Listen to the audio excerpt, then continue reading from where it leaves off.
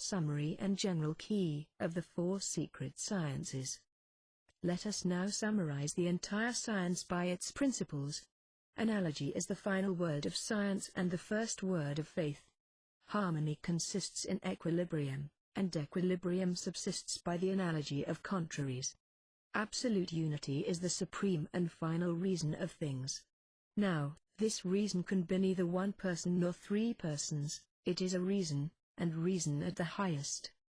To create equilibrium we must separate and unite, separate by the poles, unite by the center. To reason upon faith is to destroy faith. To create mysticism in philosophy is to assail reason. Reason and faith, by their nature, mutually exclude one another, but they unite by analogy.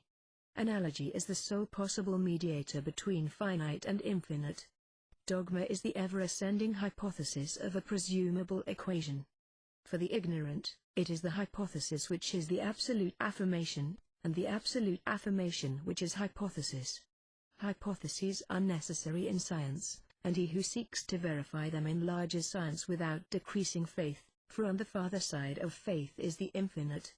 We believe in that which we do not know, but which reason leads us to admit. To define and circumscribe the object of faith is therefore to formulate the unknown.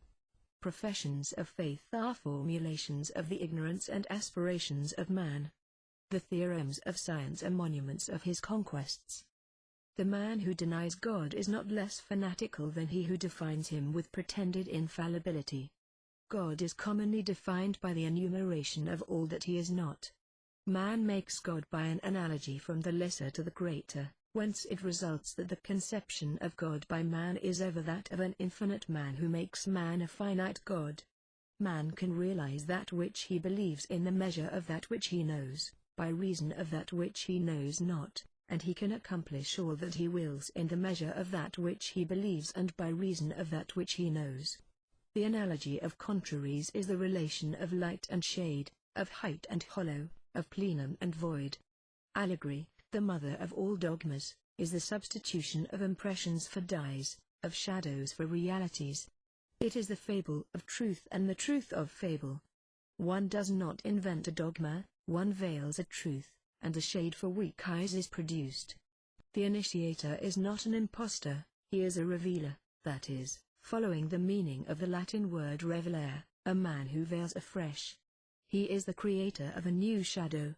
Analogy is the key of all secrets of nature and the sole fundamental reason of all revelations. That is why religions seem to be written in the heavens and in all nature, which is just as it should be, for the work of God is the book of God, the expression of whose thought should be seen in that which he writes, and so also of his being, since we conceive him only as supreme thought. Dupuy and Volney saw only a plagiarism in this splendid correspondence, which should have led them to acknowledge the Catholicity, that is, the universality of the primeval, magical, cabalistic and immutable doctrine of revelation by analogy. Analogy yields all forces of nature to the magus. Analogy is the quintessence of the philosophical stone, the secret of perpetual motion, the quadrature of the circle, the temple resting on the 2 pillars Jachin and Boaz, the key of the great arcanum, the root of the tree of life, the science of good and evil. To find the exact scale of correspondences in things appreciable by science is to fix the basis of faith and thus become possessed of the rod of miracles. Now, there exists a principle and a rigorous formula, which is the great arcanum. Let the wise man seek it not, since he has already found it, let the profane seek forever, they will never find. Metallic transmutation takes place spiritually and materially by the positive key of analogies. Occult medicine is simply the exercise of the will applied to the very source of life, to that astral life the existence of which is a fact, which has a movement conform to calculations having the great magical arcanum for their ascending and scale.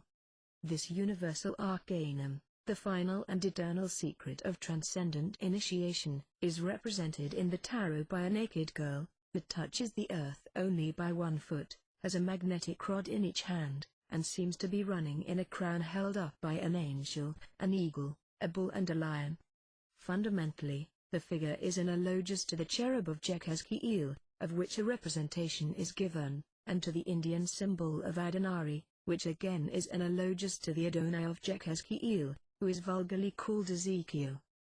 The comprehension of this figure is the key of all occult sciences. Readers of my book must already understand it philosophically if they are at all familiar with the symbolism of the Kabbalah. It remains for us now to realize what is the second and more important operation of the great work. It is something undoubtedly to find the philosophical stone, but how is it to be ground into the powder of projection? What are the uses of the magical wand? What is the real power of the divine names in the Kabbalah? The initiates know, and those who are deserving of initiation will know in turn if they discover the great arcanum by means of the very numerous and precise indications which we have given them. Why are these simple and pure truths forever and of necessity concealed? Because the elect of intelligence are always few on earth and are encompassed by the foolish and wicked, like Daniel in the den of lions. Moreover, analogy instructs us in the laws of the hierarchy, and absolute science, being an omnipotence, must be the exclusive possession of the most worthy. The confusion of the hierarchy is the actual destruction of societies, for then the blind become leaders of the blind, according to the word of the Master. Give back initiation to priests and kings, and order will come forth anew.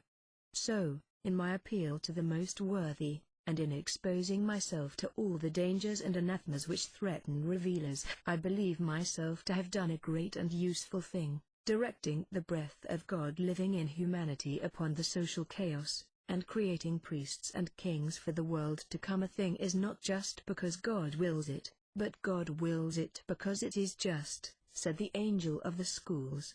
It is as if he said, the Absolute is reason. Reason is self-existent, it is because it is, and not because we suppose it is, or nothing is, and how should one desire anything to exist apart